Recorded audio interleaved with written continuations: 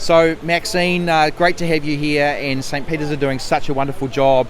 I imagine it's very challenging and very satisfying working with such an enigmatic guy in Dean Boxall. How does that go?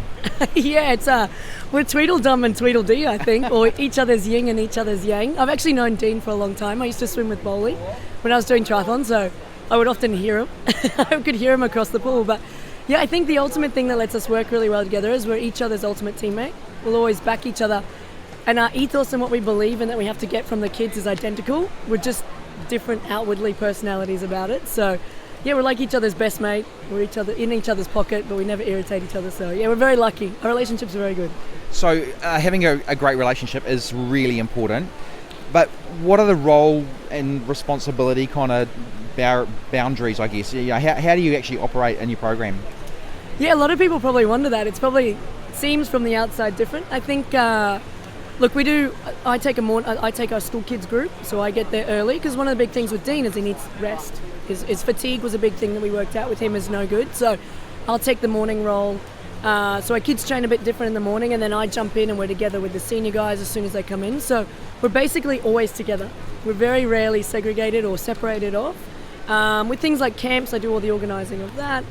Take charge of a lot of the admin side of things. Trying to keep a big picture on everyone, so just keep my eyes wide and make sure everyone's still in that groove and where they need to be. And I guess I'm just another set of eyes. So we'll often say if we're worried about someone or someone's got an issue or someone's injured or someone's a bit off, we go, right, what do we see? And he might see it from the right side, I see it from the left side, and he sees it from above, I see it from below. Yeah. And we try and get a bigger picture and then we problem solve. I think it's probably one of our biggest jobs is problem solving. You're always moving the pieces of the puzzle to fit.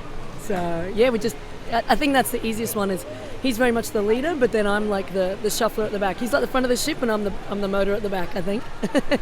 So every time I talk to Dean, every time he talks to pretty much anyone, he raves about Maxine. Maxine, love Maxine.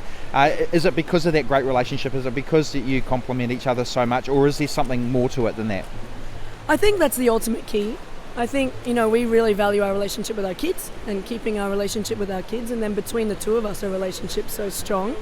And I think we're driving forward. We've got that very, very similar vision, so that really helps with it. And I think in some ways, like I said, he's the front of the boat and he's the steerer, and I'm a bit of the rock and just tries to keep the stability. And because of that, we can work so perfectly together. If you had two people the same, it would clash. And of course, you have this wonderful high-performance background yourself as an athlete. Does that feed much into the relationship and the relationship that you have with the athletes?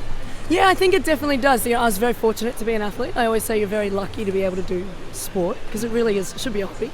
But I think it does. I think I've seen a lot of the sport. I think I was also incredibly lucky in my life. I've known phenomenal coaches. I obviously got to swim with Michael Bowl.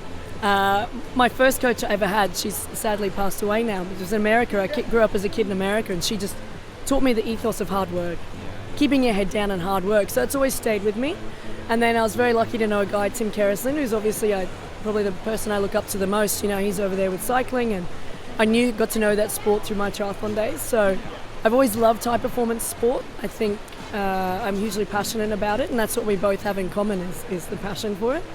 So yeah, my experience as being a high performance athlete and traveling and in a version of professional sport, I think I really brings that into the program like Dean does. We're always looking at, it's very hard, and I think it's something that's becoming a greater differential in sport these days is an age group or just a training performance and then high performance. It's so competitive. Yeah. I mean, you look around the world and we watch here and we think someone's got a phenomenal time.